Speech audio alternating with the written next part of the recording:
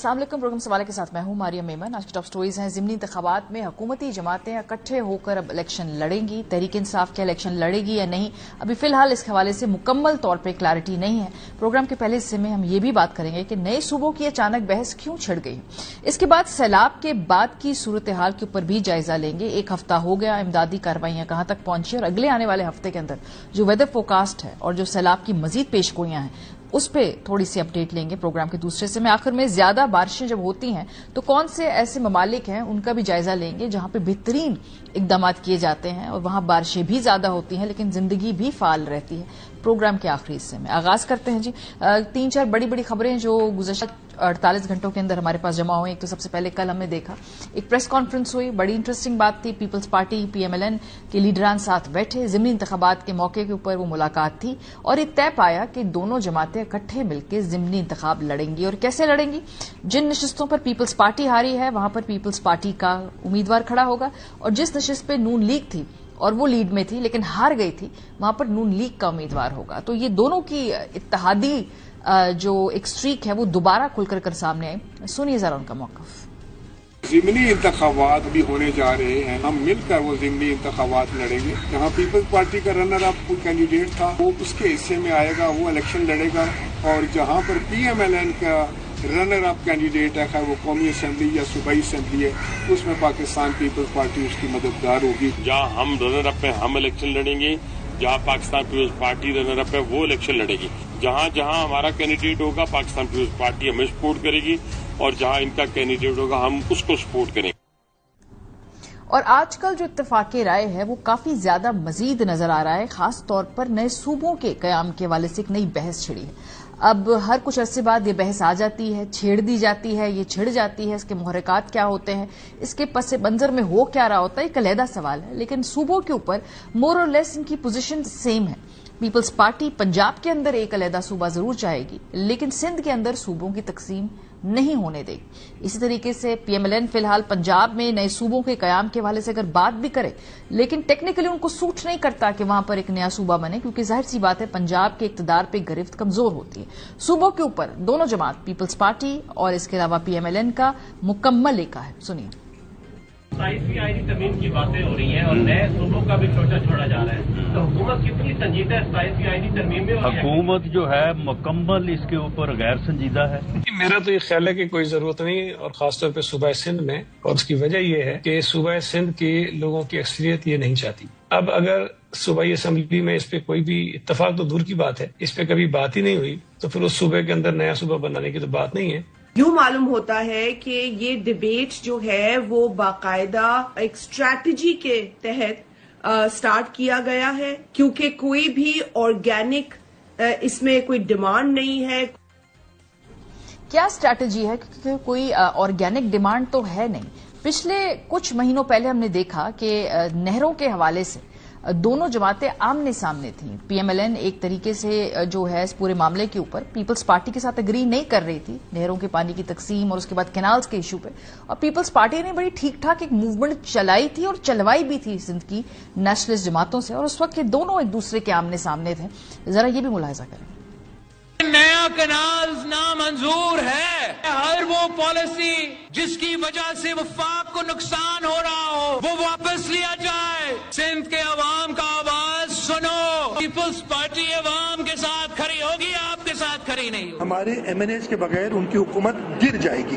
जब कनाल हम कह रहे हैं कि नहीं बनेंगे, हमने उस पर एक स्टैंड लिया हुआ है और वफाक ने अभी तक उस पर अप्रूवल नहीं दिया। पीपल्स पार्टी ने ये बिल्कुल वाज़ेह पैगाम दिया है, पीपल्स पार्टी किसी भी सूरत में ये कैनाल्स बनने नहीं देगी। मंसूबे का इफ्तिताह हुआ, सदर आसिफ अली जरदारी ने जुलाई 2024 में इसकी मंजूरी दी। वो उसको वापस भी भिजवा सकते हैं, उनकी कॉन्स्टिट्यूशनल पावर्स हैं। जिस तरह कई बिल्स उन्होंने वापस अभी हाल ही में भिजवाए। पीपल्स पार्टी को इस पर सियासत नहीं करनी चाहिए। ये मंसूबा जो है ये इनकी एग्रीमेंट से शुरू हुआ था। चंद सियासतदान जो इस वक्त मेन स्ट्रीम से बाहर हैं, नाकाम हैं, वो अपनी सिर्फ सियासत चमकाने के लिए इस इशू को हवा दे रहे हैं, वरना ऐसी कोई बात नहीं कि सिंध के पानी पर किसी की नजर है या कोई सिंध के पानी को गसब करना चाहता है।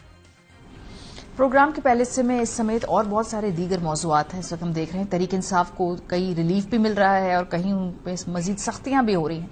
तो मौजूदा जो सूरत हाल है और आने वाले चंद महीनों के अंदर ये जो कुर्बत है पीपल्स पार्टी और PMLN की, क्या ये मानी खेज है? प्रोग्राम के इस हिस्से में बात होगी। आमिर इलियास राना साहब हमारे साथ स्टूडियो में मौजूद हैं, अतर काजमी साहब स्टूडियो में हैं, मजहर अब्बास साहब कराची से हमें ज्वाइन कर रहे हैं। बहुत शुक्रिया आप तीनों हजरात का। आमिर साहब, मैं आपसे आगाज करती हूँ। ये जो सूबों की बहस छेड़ी गई है आउट ऑफ नोवेयर, या ये एक ऑर्गेनिक मुतालबा है कि भाई चूंकि गवर्नेंस में इश्यूज आ रहे हैं तो फिर सूबे तो बनने चाहिए ना, इतनी रुकावटें हैं, बजट है लेकिन वो सही जगह लग नहीं रहा, तकसीम नहीं हो रही इख्तियारात की। देखें, इस वक्त जो ये गुफ्तगू शुरू हुई है ये तो कराई गई है, इसके ऊपर किताब भी आ गई, इसके ऊपर गुफ्तगू भी शुरू हो गई और प्रोग्राम्स में भी जैसे अब हम डिस्कस कर रहे हैं, ज़ाहिर है जो भी इशू होगा उसको डिस्कस किया जाएगा। ऑर्गेनिक इस लिहाज से है कि पाकिस्तान के अंदर ये शुरू से ही चल रहा था कि आप इंडिया को देख लें, फलाने को देख लें, तो पाकिस्तान के अंदर सूबे बहुत बड़े हैं, उनमें तकसीम चाहिए। और लेकिन ये इस तरह नहीं चाहिए कि अब आप एकदम कर दें फौज कुशी के जनाब पता नहीं क्या करने लगे हैं कि आपको फौरन सूबों के अलावा कोई इशू नहीं नजर आ रहा है, जैसे नहरें एकदम नजर आई कि फौरन ही नहरें शुरू कर दें। और फिर बैठ भी गया वो। एक प्लान होता है, उसको किया जाता है। मैं मरहूम ज़फरुल्लाह जमाली साहब का नाम लूंगा, वो बड़े अरसे से दाई थे कि पाकिस्तान के सूबे छोटे होने चाहिए और आज भी बहुत सारे लोग इस पे बात करते हैं। मैं भी समझता हूं कि इसको, लेकिन अगर आप हैपोजेटली करेंगे और ये जहन में आ जाएगा कि इसके पीछे कोई मकसद है तो फिर वो गड़बड़ हो जाएगा। लेकिन क्यों कराएंगे? मैं यही बात कर रहा हूं। आप देखें ना, अब जैसे पंजाब में साउथ पंजाब चाहिए, भावलपुर सूबा चाहिए, अच्छा जी, सिंध में कराची नहीं अलग चाहिए, तो ये कराची वालों की तो डिमांड है ना। जिस तरह आप पीपल्स पार्टी दाई है सराइकी सूबे की या साउथ पंजाब की, उस तरह कराची के रहने वाले चाहते हैं हैदराबाद और कराची को अलग सूबा बनाया जाए। इसको इसी बहस में लेना चाहिए कि अगर यहां पे लोग समझते हैं कि लाहौर से बहुत ज्यादा फासला है, कुछ लोग कहते हैं नॉर्थ में पोठोहार का अलग सूबा होना चाहिए, कुछ KP में कहते हैं कि हजारा का अलग सूबा कर दें, साउथ को अलग कर दें, जहां से अली अमीन गंडापुर है, मौलाना फजलुर रहमान है, कि इनको अलग कर दें, हश्त नगरी जिसे कहते हैं मेन, उसको वो रहने दें।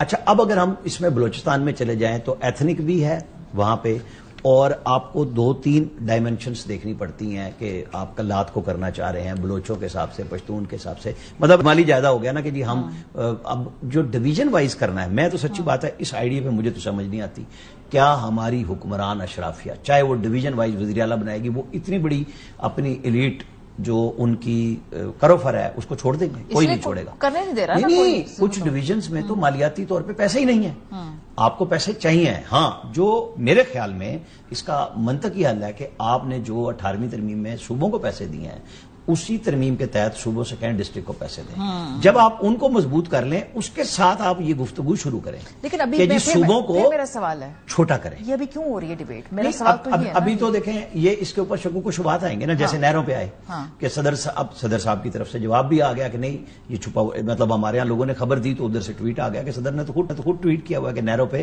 खुफिया ब्रीफिंग नहीं थी। लेकिन इसके ऊपर साए मौजूद हैं कि जी ये कहीं एस्टैब्लिशमेंट का बेबी है, ये किन का बेबी है कि अचानक हर तरफ से शुरू हो गया। मेरे ख्याल में डिबेट तो होनी चाहिए, ये नहीं है कि आप डिबेट ना करें, लेकिन इसको हैपोजेटली ना करें। जी अतर साहब, ये जो शाज़िया मरी साहिबा भी कह रही थी कि ऑर्गेनिक डिबेट नहीं है, यकदम हम उठे, हमने देखा कि कुछ लोगों ने तकारीर की हैं और उसके बाद ये बातचीत सूबों की हो। मैं नए सूबे बनने के हक में हूँ, चाहे वो किसी भी पंजाब में हो, सिंध में हो। ये एकदम से ये डिबेट सामने आना, देखिए मारिया, इस मुल्क में कितनी चीजें ऑर्गेनिक हैं। ये जो शाजिया मरी साहिबा की अपनी जो जमात है, उनको कितनी ऑर्गेनिक सपोर्ट मिली, और जो हुकूमत में बैठे हुए उनका कितना ऑर्गेनिक वोट है। देखें ना, कुछ आपकी ग्राउंड रियलिटीज भी है ना, आप इस चीज के ऊपर तो बहुत सारे क्वेश्चंस उठा रहे हैं जहां पे आपको लगता है कि आपके मफादात का हो सकता है टकराव हो। मेरे ख्याल में देखें, ये डिबेट यकीनन हो सकती है जी, कहां से शुरू हुआ, तो डिबेट्स तो बहुत सारी चीजों के ऊपर हो सकती हैं, लेकिन क्या इस वक्त ये जरूरत नहीं है कि देखें आप NFC के तहत आप पैसा बांट देते हैं, पैसा जाके लाहौर में, कराची में, पेशावर में, कोयटा में एक शख्स बैठा हुआ फैसले करता है, डिस्ट्रिक्ट तक तो नीचे जाते नहीं। या तो आपने मजबूत नीचे डिस्ट्रिक्ट्स किए हो ना, आप जमहूरियत करते हैं, लेकिन हर सूबे में जिसकी हुकूमत है, चाहे तहरीक इंसाफ वाले हों, नून लीग वाले हों, पीपल्स पार्टी वाले हों, ये फरौन बन के बैठ जाते हैं, ये नीचे कुछ जाने नहीं देते। MNA MPA कहता है कि जी सब कुछ मर्जी हो जाए, नीचे बल्दियाती निजाम मजबूत ना हो। तो मेरे ख्याल में फिर ये डिबेट तो होगी। असल डिबेट ये कि क्या ये सूबे बनाने से अवाम को फायदा होगा या अवाम को नुकसान होगा। عوام کو فائدہ ہوگا, حکمرانوں کو نقصان ہوگا. پھر آپ ہر جگہ پہ اپنے خاندان کے بندوں کو آپ نہیں لگا سکتے وزیر اعلیٰ, ہر جگہ پہ آپ اپنی مرضی کے نہیں لگا سکتے. چیلنج نہ کریں, آپ لگ بھی سکتے ہیں نہیں, پر واپس لیتا ہوں, ہر فیملی میں اتنے لوگ ہیں کہ وہ کہیں نہ کہیں لگ جائیں گے وزیر اعلیٰ, شاید وہ اکوموڈیٹ بھی کر میں اپنے الفاظ واپس لیتا ہوں, یہ میں قطن میں نے چیلنج نہیں کیا, یہ آپ نے آئیڈیا دے دیا ان کو. اب اگر ایسا ہوا تو آپ کا یہ آئیڈیا ہوگا. تو میرے خیال میں یہ ایک بالکل رائٹ بحث ہے, اس کے اوپر بحث ہونی چاہیے. اور دیکھیں نا, بحث میں یہ بات ہونی چاہیے کہ اس سے عوام کو کتنا فائدہ ہوگا یا عوام کو کتنا نقصان ہوگا. آپ نے اگر پیسہ ڈسٹریبیوٹ کرنا ہے, نیچے تک چیزوں کو لے کے جانا ہے, تو کے پی میں بھی نئے صوبوں کی ضرورت ہے, پنجاب میں بھی ہے, بلوچستان اتنا بڑا صوبہ ہے وہاں پہ بھی ہے. اور اس کے ساتھ ساتھ پیپلز پارٹی والے, تو اس دن میں دیکھ رہا تھا حیدر گیلانی صاحب نے ٹویٹر پہ شیئر کیا ہوا تھا, MNA Peoples Party's MNA demand جو ہے ساؤتھ پنجاب صوبہ, صرف پنجاب میں, سندھ میں نہیں. بھائی کراچی کے عوام کے ساتھ آپ نے کیا کیا ہوا ہے, حیدرآباد ان کو بھی تو آپ صوبہ دینا. تو میرے خیال میں ہر جگہ پہ صوبوں کی ضرورت. وزیر صاحب, میں آخر میں اس ایشو پہ اس لیے آپ کے پاس آ رہی ہوں کہ یہ بحث پہلی مرتبہ نہیں ہے, ایٹ لیسٹ جب سے میں نے کام کرنا شروع کیا, کچھ چوتھی مرتبہ تو پبلک ڈومین میں یہ دوبارہ بحث ہو رہی ہے کہ نئے صوبے بننے چاہیے. ہر 4 سال بعد یہ ذکر ہوتا ہے, لیکن پھر وہ معاملہ کئی دب کے بیٹھ جاتا ہے. ابھی بھی غالباً لگتا ہے کہ ایسا ہی ہوگا, کیونکہ موجودہ اتنے پولرائزڈ انوائرمنٹ کے اندر آپ نئے صوبوں کی بحث ڈال کر تو مزید ایک اپنے لیے کمپلیکیشن پیدا کر لیں گے. تو ابھی ایک بحث کیوں ہو رہی ہے, اور کیا آپ کو لگتا ہے کہ یہ واقعی وقتی طور پہ ایک بحث ہے؟ ماریا, یہ بحث ہو نہیں رہی, بحث کروائی جا رہی ہے. دیکھیے, معاملہ زیادہ صوبوں کا ہے یا زیادہ اختیارات کا ہے؟ آپ کو پتا ہے کہ یہ جب مشرقی پاکستان ہمارا حصہ تھا, اس وقت مغربی پاکستان کے لوگ یہ کہتے تھے کہ نہیں, میجورٹی کی بنیاد پر فائنینشیل ریسورسز نہیں ہوں گے. اور اس کے بعد جب مشرقی پاکستان الگ ہو گیا تو اس کے بعد یہ ڈیبیٹ ہوئی کہ نہیں, میجورٹی کی بنیاد پر ہو گئے. ایشو اختیارات کا ہے, اختیارات نچلی سطح تک, اختیارات وفاق سے صوبے اور صوبے سے ٹاؤن, ٹاؤن سے تحصیل. آپ کمپلیٹ فائنینشیل, ایڈمنسٹریٹو اور پولیٹیکلی انڈیپینڈنٹ کاؤنسلز بنا دیں, نیچے تک اختیارات دے دیں.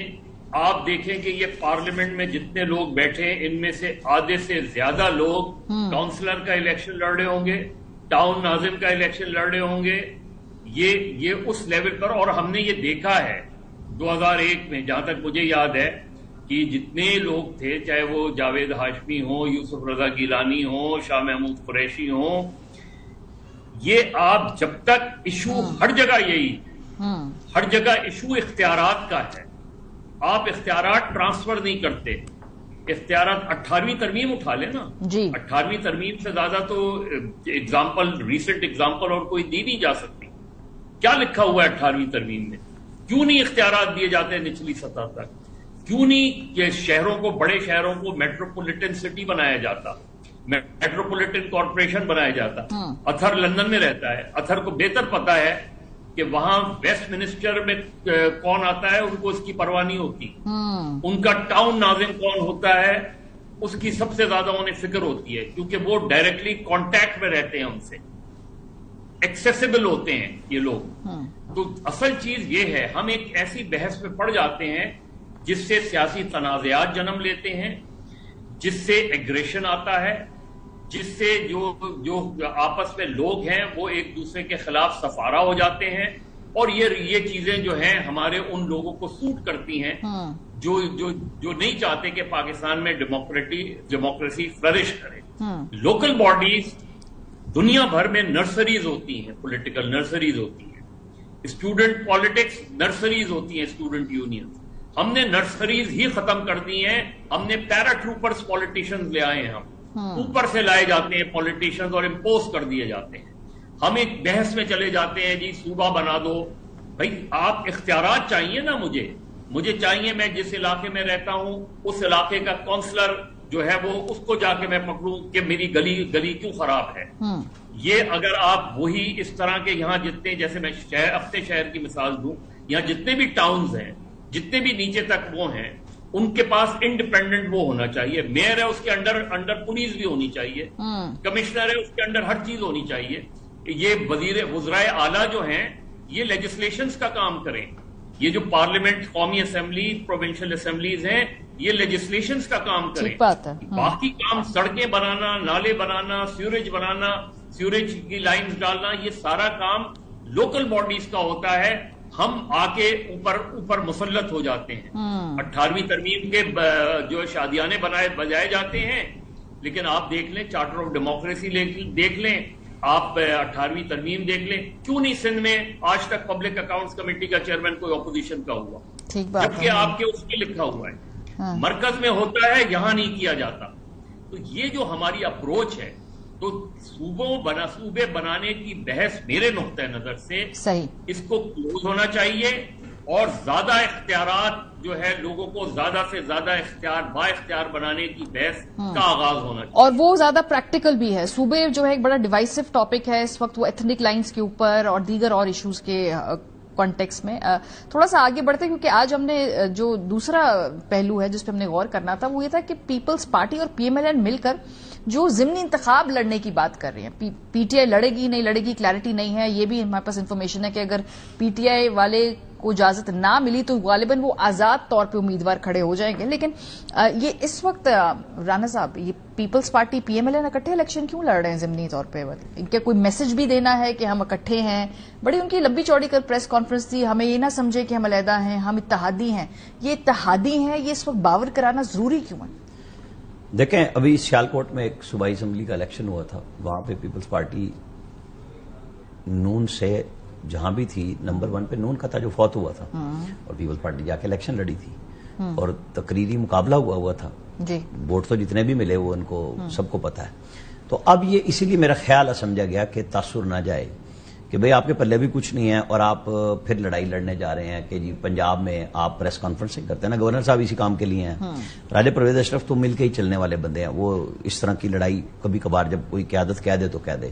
نیر بخاری ویسے ہی خاموش ہیں. لیکن یہ کوئی نمبر 1 ٹیئر کی تو پریس کانفرنس بھی نہیں تھی، نہ یہ ایشو تھا. بس یہ اس لیے ہو گیا کہ چلیں ہم اور آپ ڈسکس کر لیں اسے. میں تو پھر کہوں گا کہ اس سے زیادہ کا پنجاب کے حوالے سے ایشو نہیں ہے. سندھ میں جب ہوں گی تو وہاں پیپلز پارٹی ہی ہے، اور پی ٹی آئی کتنی جیتی ہے وہ تو شہری سندھ میں کتنے نااہل ہوں گے، پھر دیکھا جائے گا کہ کون نمبر 2 ایم کیو ایم تھی یا یہ تھے، وہاں پہ کون لوگ تھے.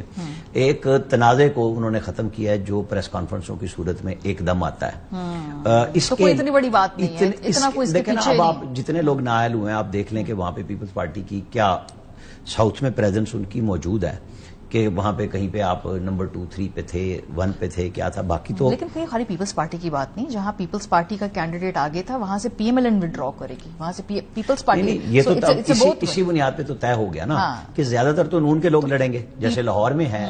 اب وہاں بلاول بھٹو تیسرے نمبر پہ ہی تھے نا، جہاں سے تارڑ جیتے ہیں. میرے خیال میں جو میں نے بات آپ سے کہی ہے مجھے تو وہی سمجھ آ رہی ہے کہ انہوں نے یہ اس لیے کیا ہے کہ بے جا پریس کانفرنس کرا کے بدمزگی نہ کرائی جائے. اچھا صحیح. جی آپ کا بھی یہ خیال ہے کہ یہ اور اکٹھے لڑنے کی ضرورت پیش کیوں آ رہی ہے؟ کیونکہ وہاں تو آرام سے کوئی اس وقت مقابلہ نہیں بقول ان کے، تو ووٹ اپنا اپنا لیں، جو کچھ کرنا ہے اس میں. تو وہ ان کو یہ لگتا ہے کہ ووٹ تقسیم ہو جائے گا یا کیا ہوگا؟ یہ بھی بڑا انٹرسٹنگ پہلو ہے، اس لیے کہ ایک طرف تو آپ یہ کہتے ہیں کہ اپوزیشن تو کوئی ہے ہی نہیں، تحریک انصاف تو ویسے ہی ختم ہو گئی ہے، انتخابی نشان بھی ان کے پاس نہیں ہے، ٹیئر 1 کی لیڈرشپ ساری اب جو باہر رہ گئے تھے وہ بھی نااہل ہو کے سزا یافتہ ہو چکے ہیں. ہم اگر 1 to 9 سے لڑتے ہیں، اصل ایشو ہے 1 to 9 کا. 1 to 9 میں حافظ نعمان صاحب دوسرے نمبر پہ تھے، میاں اظہر صاحب 1 لاکھ تھے، ان کے تقریباً 70,000 کے قریب ووٹ تھے. I don't know Peoples Party کے وہاں پہ کتنے ووٹ ہوں گے، لیکن وہ جب ایک ماحول بنتا ہے، پیپلز پارٹی والے بھی آ کے بیانات دیتے ہیں تو وہ چیز تو ہے. لیکن ایٹ دا سیم ٹائم یہ سگنل بھی بھیجتا ہے کہ جناب ایک ایسی سیاسی جماعت جس کو نہ جلسے کی اجازت ہے نہ جلوس کی اجازت ہے، اس کی یا تو روپوش ہے قیادت یا جیلوں میں ہے، اس کے خلاف بھی آپ مل کے الیکشن لڑ رہے ہیں. آپ اس پوزیشن میں نہیں ہے کہ آپ علیحدہ الیکشن لڑ لیں. اور پھر دیکھیں نا یہ میسج بھی جاتا ہے. باقی جہاں تک تعلق ہے کہ کیا اس سے کوئی بہت زیادہ فرق پڑے گا، مجھے نہیں لگتا. میرے خیال میں ان حلقوں میں مقابلہ نون لیگ کا اور تحریک انصاف کا ہوگا پنجاب کی حد. باقی جو دیگر حلقے ہیں، اگر سندھ میں کچھ ہوتا ہے، خیبر پختونخوا میں کچھ ہوتا ہے، تو اس میں شاید ہو سکتا ہے کسی اور کا بھی کوئی کردار ہو. باقی امپورٹنٹ چیز یہ ہے کہ نون لیگ اس وقت جو مریم بی بی کی پنجاب کے اندر 1 سالہ کارکردگی ہے اس کا یہ پہلا امتحان ہوگا 1 to 9. اور اسی وجہ سے خواجہ سعد رفیق صاحب کو وہاں پہ بھیجا گیا ہے کہ رانا مشہود صاحب کو بھی راضی کریں. وہ ماضی میں اس حلقے کے اندر رہے, وہاں پہ 4 دھڑے ہیں نون لیگ کے, ان سب کو اکٹھا کرو, کیونکہ رانا صاحب جو ہیں وہ سعد رفیق صاحب کے بڑے کلوز ہیں, اور سعد رفیق صاحب ادھر انہوں نے ایک جلسہ وغیرہ بھی کیا ہے, اور دوسری جانب عماد اظہر تو بیچارہ ابھی تک روپوش ہے. تو یہ تو میرے خیال میں واک اوور ہونا چاہیے. کہہ رہے ہیں واقعی الیکشن ہوگا وہاں پہ, اور اب تو ایسے کہیں سے باقاعدہ الیکشن ہونے جا رہا ہے وہاں پہ. آپ کی باتوں سے تو مجھے تاثر مل رہا ہے. میں صرف مدر صاحب کے پاس جانے سے ایک چھوٹی سی بات کروں. میں رانا مشہود صاحب سے ملا تھا, جو وہاں سے MP کے امیدوار تھے. انہوں نے میٹنگ میں بھی اور ویسے بھی کہا تھا کہ جی آپ حافظ نعمان کو لے کے آئیں. ان کی کوئی لڑائی نہیں تھی. سعد رفیق کو ان کی قیادت نے کہا تھا کہ آپ لڑیں, انہوں نے کہا نہیں مقامی کینڈیڈیٹ لڑے گا. کمپین کے انچارج بھی انہیں بنا دیا گیا کہ وہ امیدوار نہیں بنے. بس یہ میری اپنی انفارمیشن کی بنیاد پہ میں بتا رہا ہوں. ٹھیک ہے, صحیح. مظہر صاحب, آپ بھی اس ایک ٹیمپرری انتخابی الائنس کو صرف ایک ٹیمپرری انتخابی الائنس کے طور پہ فی الحال سمجھ رہے ہیں؟ کوئی اس سے کوئی اس کا بڑا مقصد نہیں ہے, کوئی اس کا کوئی پیغام نہیں ہے, کوئی سمبلزم نہیں ہے؟ ماریا, پیپلز پارٹی نے پنجاب میں سیاست کرنا چھوڑ دی ہے. پیپلز پارٹی, اور یہ 2013 کے بعد سے کا فنومنا آپ اٹھا کے دیکھ لیں, پیپلز پارٹی پنجاب میں کبھی کم بیک نہیں کر پا رہی, کیونکہ اس نے وہ ان لوگوں کے ساتھ ایڈجسٹمنٹ کرتی رہتی ہے جو کہ پوری ٹریڈیشنلی اینٹی پیپلز پارٹی رہے ہیں. وہ کبھی منظور وٹو کو لے آئے, کبھی انہوں نے گجرات کے چودھریوں کے ساتھ اتحاد کر لیا, کبھی پھر PMLN کے ساتھ کر لیا اتحاد. آپ اپنی سیاست کیا کر رہے ہیں؟ پنجاب میں کبھی آپ نے جو اسسٹ کیا تھا انہوں نے, اور جو اسسمنٹ تھی ان کی پنجاب میں, جہاں پیپلز پارٹی بنی ہے لاہور میں پیپلز پارٹی ایک زمانے میں لاہور کی سب سے مقبول جماعت ہوتی. اس کے بعد 2013 کے بعد جو الیکشن ہوئے, اور اس کے بعد ایک میٹنگ ہوئی تھی دبئی میں کوئی 3 روز کی, اس میں صرف پنجاب کے الیکشن کو اینالائز کیا گیا, اور اس وقت وہاں پنجاب کے ہی 3 بڑے لیڈروں نے زرداری صاحب سے کہا کہ پنجاب میں ہم الیکشن آپ کی وجہ سے ہارے ہیں. یہ بات برملا کی, اور چلے وہ بھی اس میں بھی دوسروں کا دوسرا پوائنٹ آف ویو تھا. اصل چیز یہ کہ اس کے بعد پالیٹکس کیا کی ہے پیپلز پارٹی نے, کون سا نیا سلوگن دیا ہے پیپلز پارٹی نے. یا تو وہ حکومت سے پیکج لینے کے چکر میں ہوتے ہیں, یا کسی اپنے بل بوتے پر. پیپلز پارٹی ایک زمانے میں جب ہارتی تھی تو اس کا ووٹ بینک انٹیکٹ رہتا تھا. ایون جب بے نظیر بھٹو کے پاس صرف 17 سیٹیں تھیں, اس وقت بھی ووٹ پیپلز پارٹی کو اچھا خاصا پڑتا تھا. اب پیپلز پارٹی کا ووٹ ختم ہو گیا.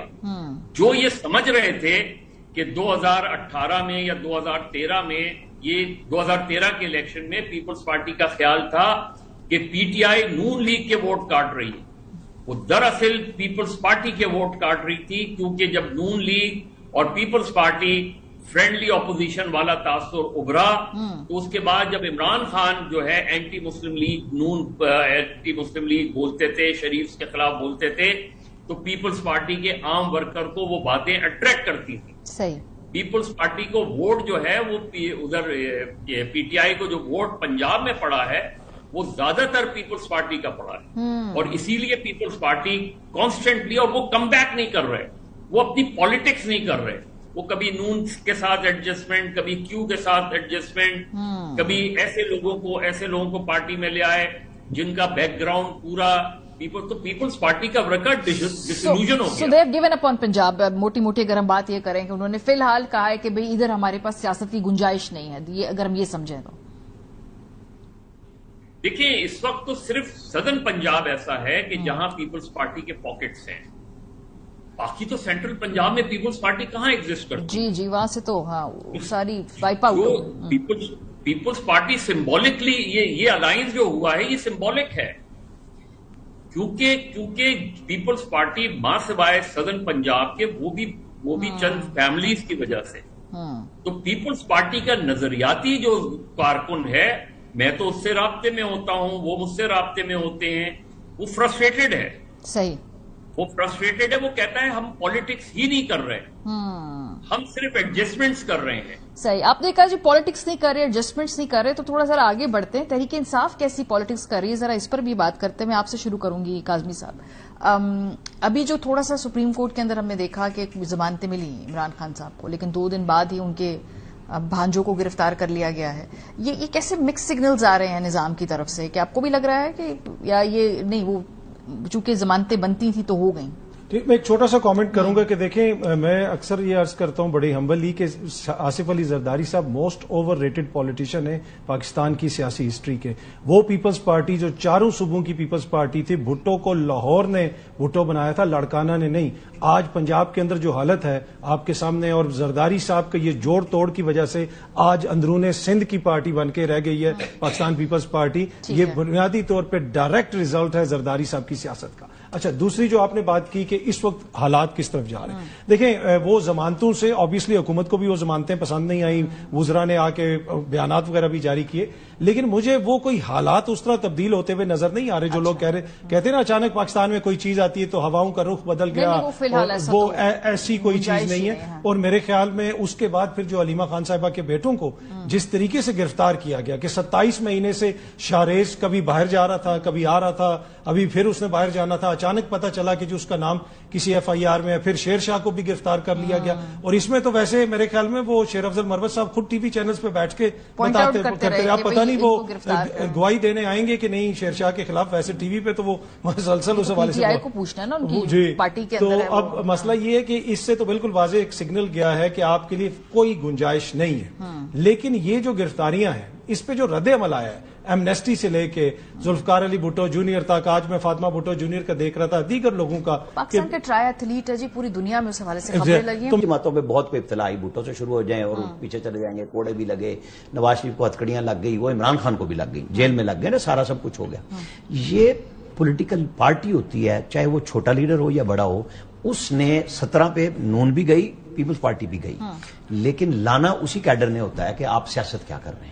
لیڈرشپ اپنے لوگوں پہ اعتماد کرتی ہے، عمران خان کسی پہ ٹرسٹ نہیں کرتا. ٹھیک ہے، یہ وجہ بنی. بہت شکریہ، بہت شکریہ. ہمارے ساتھ چینو آزاد موجود تھے. ہم پہ جائیں گے، جب واپس آئیں گے تو جو سیلاب کی صورتحال ہے خاص طور پہ اس پہ ہم آگے بڑھیں گے اور بات کریں گے کہ بھئی آنے والے دنوں میں کیا پیش گوئیاں ہیں. بریک کے بعد ہمارے ساتھ رہیں. Welcome back. پاکستان کے بالائی علاقوں میں سیلاب کو آئے 8 دن گزر گئے ہیں، ابھی تک امدادی کارروائیاں وہاں پر ہو رہی ہیں. بہت ساری لاشیں ابھی بھی اس ملبے تلے نکالی جا رہی ہیں. 209 کے قریب بنیر میں ہی خالی اموات ہوئی ہیں، اور کل ملا کر ہم اس وقت دیکھیں تو پورے بالائی علاقوں کے اندر ابھی تک زندگی دوبارہ مکمل طور پر فعال نہیں ہوئی. اور اس دوران یہ جو اگلی ویدر اپ ڈیٹ ہمارے پاس آئی ہے اور وہ یہ کہ خیبر پختونخوا میں اور کشمیر میں مزید بارشیں ہو رہی ہیں. ابھی ہم جب گفتگو کر رہے ہیں تو بارشوں کا سلسلہ شروع ہوا ہے، اور ظاہر سی بات ہے لوگوں کو وہاں دھڑکا لگا رہتا ہے کہ اب کوئی دوبارہ یہاں پر سیلاب نہ آ جائیں. دنیا بھر میں جب سیلاب آتے ہیں، جو کہ پاکستان کے اندر ہمیں ٹرینڈ بڑا واضح نظر آ رہا ہے، تو اس کی ایک پیش کی تیاری کی جاتی ہے. اور دنیا میں مہذب ممالک وہ تیاریاں کیسے کرتے ہیں کوئکلی آپ کے ساتھ ہم شیئر کرتے ہیں. جی، ورلڈ اکنامک فورم کی ایک رپورٹ کے مطابق دنیا میں 5 ایسی ٹیکنالوجیز ہیں جو سیلاب کے خطرات کا مقابلہ کر رہی ہیں. سب سے پہلے تو ہے فلوٹنگ ہاؤسز. یہ نیدرلینڈز میں بنائے گئے ہیں، اور نیدرلینڈز میں سیلاب سے بچنے کے لیے تیرتے گھروں کا یہ منصوبہ اس وقت بنایا گیا ہے. یہ مکانات ایک تیرتے ہوئے ڈھانچے پر بنائے گئے ہیں. جیسے ہی پانی کی سطح بلند ہوتی ہے یہ مکانات تیرنے لگتے ہیں اور پانی اندر داخل نہیں ہو پاتا. ان کی تعمیر میں کنکریٹ، شیشے جیسے مضبوط مواد استعمال کیے گئے ہیں تاکہ سیلابی حالات کا مقابلہ کر سکیں. ان گھروں میں سولر پینلز اور ہیٹ ایکسچینجرز بھی نصب ہیں تاکہ بجلی اور حرارت کا نظام سیلاب کے دوران بھی جاری رہے. دوسرا ویانا کا فلڈ پروٹیکشن سسٹم ہے، اور آسٹریا کے دارالحکومت ویانا میں 1969 میں نیو ڈینیوب کے نام سے 21 کلومیٹر لمبا فلڈ ریلیف چینل بنایا گیا تھا. یہ چینل دریائے ڈینیوبے کے ساتھ متوازی بہتا ہے اور سیلاب کے وقت اضافی پانی کو سنبھالتا ہے. عام موسم میں چینل غیر فعال رہتا ہے، لیکن جب پانی کی سطح بلند ہوتی ہے تو ویئرز کھول دیے جاتے ہیں اور پانی اس میں داخل ہو کر مرکزی دریا پر دباؤ کم کرتا ہے. اس نظام نے ویانا کو پانی سے ہونے والے خطرات سے محفوظ رکھنے میں اہم کردار ادا کیا ہے. تیسرا میکنزم ہے جی اسپونج سٹیز کا. چین نے اسپونج سٹیز کا تصور متعارف کرایا جو ایک فطرت پر مبنی شہری منصوبہ بندی کا طریقہ ہے. اس میں ایسی سطح بنائی جاتی ہیں جو پانی کو جذب کر لیں. دلدلی علاقے بحال کیے جاتے ہیں اور قدرتی آبی راستے فراہم کیے جاتے ہیں تاکہ بارش کا پانی ذخیرہ ہو سکے. डेनमार्क में ग्रीन क्लाइमेट स्क्रीन मैकेनिज्म इस्तेमाल होता है और डेनमार्क में बारिश के पानी को संभालने के लिए ये मुतारिफ कराई गई है। इस निजाम में बारिश का पानी छत से गटर के जरिए स्क्रीन के ऊपर पहुंचता है। पानी स्क्रीन के अंदर मौजूद मादनी वूल में जज्ब होता है जो विलो पैनल्स के पीछे लगी होती हैं। ज्यादातर पानी बुखारात बनकर खत्म हो जाता है, जबकि बाकी पानी या तो प्लांटर में जमा होता है या करीबी सब्ज इलाकों में बहा दिया जाता है। मसनूई जहानत और सैटेलाइट इमेजरी का भी इस्तेमाल होता है और टेक्सास में हो रहा है बड़ी कामयाबी से। अगर अमेरिका के इलाके टेक्सास में मुकामी तंजीमों की जानिब से मशीन लर्निंग और सैटेलाइट डेटा इस्तेमाल करके दुरुस्त सैलाबी नक्शे और डेटाबेस तैयार की जा रही है। ये नक्शे और डेटाबेस मुकामी बरादरियों को सैलाब के खिलाफ इकदाम करने और कानूनी मुकदमात में मदद फराहम करते हैं।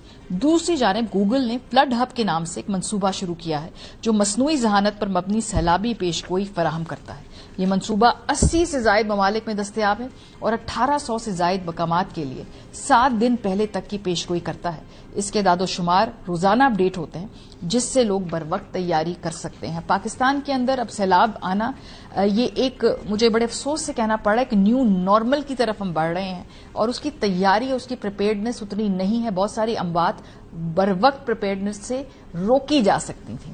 प्रोग्राम के हिस्से में हमारे साथ अमजद अली खान साहब मौजूद हैं, डायरेक्टर हैं PDMA KP। मेहर साहब ज़ादा खान DG MET हैं। बहुत शुक्रिया मेहर साहब, आपसे आगाज करेंगे। अभी जो बारिशों का एक नया सिलसिला है, पहले तो हम लोगों को बता दें कि इसके हवाले से क्या प्रेडिक्शन है, किन इलाकों के लोगों को अभी फिलहाल मजीद बारिशें और मुतवक्किल सैलाब से बचाव के लिए काम करना होगा।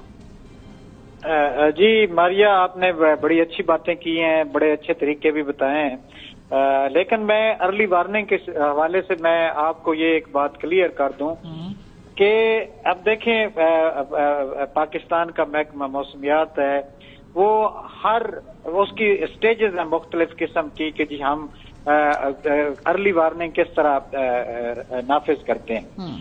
देखिए मानसून आने से शुरू होने, मानसून के महीने हमारे 3 हैं, जुलाई, अगस्त और सितंबर। तो हमने इनकी जो मानसून जो है पाकिस्तान में शुरू होना था, इसकी बेकायदा हमने फोरकास्ट मई के महीने में दे दी थी। ग्लोबल फिनोमेनाज को देखते हुए हमारी एक कॉन्फ्रेंस होती है, फिर हमने अपने रियल डाटा बेसिस पे क्लाइमेट मॉडल से देखते हैं। तो हमने मई में कह दिया था कि इस साल मानसून बड़ा अग्रेसिव होगा, अब नॉर्मल बारिशों का इम्कान है, लिहाजा उनके इम्पैक्ट्स में क्या हो सकते हैं कि जी सैलाब आ सकते हैं, फ्लैश फ्लडिंग हो सकती है। फिर हमें जो उस वक्त से ही हमें नजर आ रहा था कि जी हमारे नॉर्दर्न पार्ट में टेम्परेचर जो है ना वो ज्यादा होंगे, तो हमने उसका इम्पैक्ट ये भी बताया था कि जी गल्फ इवेंट जो है वो ज्यादा हो सकते हैं। अच्छा। इसके अलावा जो ही एक सिस्टम आपने बताया ना कि जी 7 दिन पहले बे ऑफ बंगाल या अरेबियन सी पे जनरेट होता है, तो हम एक एडवाइजरी इशू कर देते हैं कि ये इस तरह का मानसून सिस्टम जो है डिप्रेशन की शक्ल में या उसमें लो प्रेशर एरिया की शक्ल में जनरेट हो रहा है, तो ये इतने दिन के बाद हमारे पाकिस्तान के फलां एरिया तक या ऊपर आएगा या सिंध की तरफ जाएगा। ठीक है। फिर हम इसकी 24 घंटे के बाद डेली रिवाइज करते रहते हैं और ये हमारा सिलसिला उस वक्त तक जारी रहता है जब तक हमारी 3 घंटे पहले भी हम इसकी इशू करते हैं। 9 कास्ट के ये सिलसिला यहाँ पे पहुंचा और अगले 3 घंटे में। लेकिन मेरे साहब लोगों तक नीचे अवाम तक ये मालूमात नहीं पहुंची। लोगों को उस वक्त पता चला जब सैलाब उनके इलाकों में आ चुका था। बहुत सारी हमारे पास विजुअल ऐसी मौजूद हैं, प्रूफ जहां पे लोग बेखबर थे, उन तक ये मालूमात नहीं पहुंची निचले लेवल तक। ये अब ये बात आपको मैं बता रहा हूँ कि हम अपने स्टेक होल्डर्स जितने भी हैं मुख्तलिफ अपने NDMA, PDMAs, DDMAs या मुख्तलिफ मिनिस्ट्रीज या आपका मीडिया को भी हम इसको एडवाइज करते हैं। तो हमारी तरफ से इशू हो के पहुंच जाती है, लेकिन आगे अब मैं नहीं कहता कौन जिम्मेदार है। बहरहाल ये तो मैंने आपको अर्ली वार्निंग का बता दिया कि हमारी अर्ली वार्निंग इस तरह इशू होती रहती है। दूसरी बात है कि जी ये 8वां सिलसिला है मानसून का और ये अब हमें तो कहते हुए ये भी लगता है कि जी जब हम बारिश की फोरकास्ट बताते हैं तो लोग ऐसे ही समझते हैं कि कोई अजाब नाज़िल होने वाला है। वरना देखें जी पानी हमारे लिए रहमत भी है, हमारे डैम भरते हैं, हमारे दरियाओं में बहता है, रिचार्जिंग ऑफ द सरफेस होती है। लेकिन अब ये ऐसे हो गया कि जी जैसे हम बताते हैं तो लोगों के लिए वो दूसरा सिलसिला शुरू हो जाता है। ये 27 तारीख तक है पाकिस्तान के शुमाल से शुरू होगा और फिर ये सिंध के इलाकों को इफेक्ट करता हुआ 27 के बाद ये थोड़ा सा वीक होना शुरू हो जाएगा। अच्छा। लेकिन ये अभी तक सिलसिले चलते रहेंगे। अभी तक जो मॉनसून है उसमें ब्रेक आने के चांसेस नहीं है। बे ऑफ बंगाल पे दोबारा बन रहे हैं सिलसिले जो हमारे पाकिस्तान तक पहुंचेंगे और पाकिस्तान के मुख्तलिफ इलाकों में ये बारिश देते रहेंगे और हम इस बारे में लोगों को बताते भी रहेंगे। सही। हमारे साथ अमजद अली खान साहब डायरेक्टर पीडीएम केपी सुन भी रहे हैं। अमजद साहब, ये तो डीजी मैट बड़े क्लियरली कह रहे हैं कि जी हमने पहले भी वार्निंग दे दी थी, हमने 3 घंटे तक पहले तक भी बता दिया कि भाई सैलाबी रेले आ रहे हैं, मौसम जो है अब इस तरह से ये इस वक्त सूरत हाल मुश्किल हो रही है। ऑफ कोर्स क्लाउड बर्ड्स को कोई नहीं प्रेडिक्ट कर सकता, लेकिन प्रिपेयर्डनेस में जब हमने देखा बहुत सारे विजुअल्स में लोगों को नहीं मालूम था। क्या ये लोकल इंतजामिया उनको बताने में कामयाब नहीं हुई? लोग सुनते भी नहीं है इस एस्पेक्ट को भी ज़हन में रखते हुए भी, लेकिन इतनी बड़ी तादाद में लोगों को ये एक सरप्राइज की तरह आकर इस सैलाब ने जकड़ लिया, लोगों को मालूम नहीं था। जी, बिस्मिल्लाह रहमान रहीम। मारिया, ऐसा है कि हम लोग ठीक है, मैट डिपार्टमेंट से हमें फोरकास्ट आती है और आउटलुक हमें पहले से ही मिल जाती है। आउटलुक के बेसिस पे हम अपनी प्रिपेयर्डनेस करते हैं, कंटीजेंसी प्लानिंग होती है, उसके मुताबिक तमाम डिस्ट्रिक्ट्स को, अपने तमाम डिपार्टमेंट्स को, हर किसी को अपने अपने जो काम होते हैं वो हवाले कर देते हैं। इसके साथ साथ उनको स्ट्रेंथन करने के लिए उसको इक्विपमेंट्स प्रोवाइड कर देते हैं। अब रिवराइन देखें तो हमारे जो दरिया हैं वो तकरीबन सारे नॉर्मल बह रहे हैं और उसके लिए प्रिपेयर्डनेस अगर देखा जाए तो आप बेशक उसके लिए कर सकते हैं और उसको इंश्योर भी करवा सकते हैं।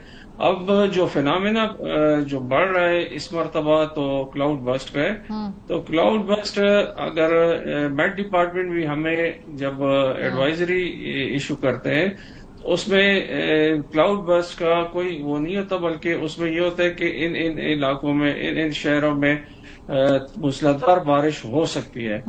तो उसमें हम जैसे अवेयरनेस की बात होती है तो अवेयरनेस के लिए हम लोग जो है, जो हमारे जितने भी डिस्ट्रिक्ट एडमिनिस्ट्रेशन होते हैं उनके जो सोशल मीडिया पे होते हैं, जो उनके लोकल लैंग्वेज में रेडियो प्रोग्राम होते हैं, जो उनको मैसेजेस होते हैं, तमाम तर उनको प्रोवाइड उनके पहुंचा देते हैं। इसके साथ साथ जो बैनर्स भी वहाँ उन एरियाज में लगे हैं कि जिसमें ये होता है कि बारिशों का सीजन शुरू हो गया और आप जो है ना अपने आप को इस तरह जो महफूज मकामात है उस पर मुंतकिल हो जाए। और इसके साथ अगर देखा जाए तो अभी हमें मेट डिपार्टमेंट की तरफ से ग्लाफ इवेंट के भी एक एडवाइजरी आई है जिसमें कि चतराल, स्वात और मुख्तलिफ जो हमारे दीर अपर है और कोहिस्तान है, उसमें भी हमने तमाम लोगों को, बल्कि हमने तो चीफ सेक्रेटरी साहब ने कहा कि कोई रिस्क नहीं लेना, उनकी एवैक्यूएशन स्टार्ट करें। अच्छा। अब हमारी एक और चीज मैं आपको बताऊं कि जब हम लोगों को बताते हैं कि ये होने वाला है, ये होने वाला है, तो वो जब आसमान देखते हैं वो कहते हैं आसमान तो बिल्कुल साफ सुथरा है, ये लोग पागल है, ऐसे ही लगे। तो हम लोग उनको यही समझाते हैं कि देखे एक सिस्टम बढ़ रहा है, इस तरफ आ रहा है और इस तरह बारिशें जब एक चीज हो जाती है तो फिर वो कहते हैं कि हाँ वाकई ये इसी तरह। अब वो जरूरी नहीं होता कि हम जब अक्सर उनको बता देते हैं कि ये इस तरह का 3 घंटे बाद ये सिस्टम इस तरह, लेकिन अमजद साहब जो आप बात कर रहे हैं ना 3 घंटे बाद, ये 3 घंटे में लोग अपनी जिंदगी समेट कर कहाँ जाएं? जो आपके प्रिएम्प्टिव मेजर्स हैं, जहां पे आपने लोगों को एक ऑल्टरनेट रास्ता देना है, एक ऑल्टरनेट मकाम देना है ताकि वो दरिया के रास्ते से हट जाए, वहां आबाद हों, ये तो पहले करने के काम है ना। 3 घंटे के अंदर तो कोई भी अपनी जिंदगी समेट के कहीं से कहीं नहीं जा सकता और ये नुकसान तो नहीं रोका जा सकता। जो नहीं, मैं आपको एक मिसाल दे रहा हूँ ना कि जैसे कि अभी हमारे जो मेट डिपार्टमेंट के जो डी साहब उन्होंने बात की कि 3 घंटे, इवन 3 घंटे पहले ही बताते हैं, लेकिन उससे पहले जब आउटलुक मैंने आपको कहा है ना कि उसमें जो हमारी प्रिपेयर्डनेस होती है वो स्टार्ट से होती है, तो उनको हमने जो आइडेंटिफाई की होते हैं, वहां पर कैंप्स भी आइडेंटिफाई किए होते हैं कि इन केस ऑफ ये हो तो ये लोग जो है ना यहाँ पर मूव करेंगे। अब बनेर का आप देख ले, पिशोनी जो हमारा गांव था तो वहां पर ना कोई दरिया है ना कुछ है, लेकिन वहां पर जो तबाही हुई है तो उसमें अगर देखा जाए तो पहाड़ के बहुत बड़े बड़े डेबरीज उन लोगों पे आके गिरे जो बिल्कुल उनको हमवार करके चले गए इलाके को। इसी तरह अगर देखा जाए सवाबी में भी इसी तरह हुआ है, न कोई दरिया से उनको नुकसान है न कुछ है। अच्छा। लेकिन वो जो क्लाउड बर्स्ट हुआ है, क्लाउड बर्स्ट का फिनोमेना जरा मैं थोड़ा सा आपको, मेरे पास चूंकि वक्त बहुत मुख्तसर है कि क्लाउड बर्स्ट के बारे में हमने अपने पिछले प्रोग्रामों में लोगों को आगाही दी है। बहुत शुक्रिया। हमारे साथ मेहर साहबजाद खान, अमजद अली खान साहब मौजूद थे। ब्रेक पे जाएंगे, जब वापस आएंगे तो कंक्लूडिंग नोट होगा। दुनिया भर में बड़े बड़े शहरों में बारिशें होती हैं लेकिन जिंदगी फाल रहती है सिवाय पाकिस्तान के। ब्रेक के बाद हमारे साथ रहिए। Welcome back. कराची में कल से फिर बारिशों का इम्कान है और कराची के रहने वाले, इसके अलावा हैदराबाद और सिंध के दूसरे बड़े इलाके, पाकिस्तान के बाकी बड़े शहरों में भी अब लोग सहम से जाते हैं जब जब बारिश होती है, बजाय इसके कि वो इस मौसम को एंजॉय करें, जो गर्मी से थोड़ा उनको छुटकारा मिला उस पर शुक्र अदा करें। अब वो एक मुकम्मल तौर पर ट्रॉमेटिक एक्सपीरियंस करते हैं जब भी पाकिस्तान में, खास तौर पे कराची में बारिश होती है। हमारे सामने वर्ल्ड बैंक का एक डेटा पड़ा है कि क्या खाली पाकिस्तान के जब बारिश होती है तो हम बिल्कुल गैर फाल हो जाते हैं, बच्चे कई कई घंटे सड़कों पे फंसे रहेंगे और वहां पर पेरेंट्स परेशान होते रहेंगे, नौकरी से जो आने वाले लोग हैं वापस वो रात को 2-2 बजे तक घर नहीं पहुंच पाएंगे। क्या दुनिया भर में भी ऐसा होता है? ऐसा नहीं होता और ये जो वर्ल्ड बैंक का डेटा है वो इस बात को सपोर्ट करता है। आलमी बैंक के 2020 के दादोशुमार के मुताबिक दुनिया के 10 ममालिक ऐसे हैं जहां 2700 से 3200 मिलीमीटर बारिशें होती हैं मगर वहां निजाम जिंदगी मफलूज नहीं होता। इन ममालिक में पैनामा है, मलेशिया है, इंडोनेशिया है, ब्रुनाई है, कोलंबिया है, पापा न्यू गिनी जैसे ममालिक भी शामिल हैं।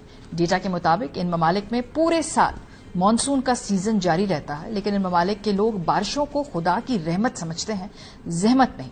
इन बारिशों से इन ममालिक के कारोबार में तरक्की और सियाहत में इजाफा होता है। इन ममालिक में घंटों मूसलाधार बारिश होती है मगर आधे घंटे बाद ये पता ही नहीं चलता कि यहां इतनी तेज बारिश हुई है। ना ही बारिश के दौरान और बारिश के बाद सड़कों पर गाड़ियों की तवील कतारें नजर आती हैं। पाकिस्तान के तमाम बड़े शहरों में बिलखसूस कराची और लाहौर में 70 से 160 मिलीमीटर बारिश जब होती है तो तबाही मचा देती है और निजाम जिंदगी मफलूज हो जाता है। बिजली का निजाम दरहम बरहम हो जाता है। कराची जब डूब रहा था तो वजीर आला सिंध से पूछा गया कि भाई कराची में इस वक्त ना बारिश की वजह से बिजली है, लोग फंसे हुए हैं, तो जो उनका जवाब था उन्होंने कहा कि मुंबई भी तो डूब रहा है। में बारिश हुई है, शदीद बारिश हुई है, उसके साथ साथ मुंबई में भी बारिश हुई है। मुंबई में इतनी बारिश हुई, मुंबई की एवरेज बरसात कराची से 10 गुना ज्यादा होगी। मुंबई डूबा हुआ है। तो क्या कराची के जब सिंध के वजीर आला से कराची के बारे में पूछा जाएगा तो उनका जवाब ये होगा कि मुंबई भी तो डूबा हुआ है। हम तो आपसे आपके शहर के बारे में सवाल पूछ रहे हैं। हमें बताइए कि जरा सी बारिश होती है तो कराची शहर के लोग जो हैं वो बिजली के बगैर क्यों बैठे रहते हैं? 24 घंटे, 36 घंटे, कुछ इलाकों में तो 72 घंटों तक बिजली नहीं आ पाई।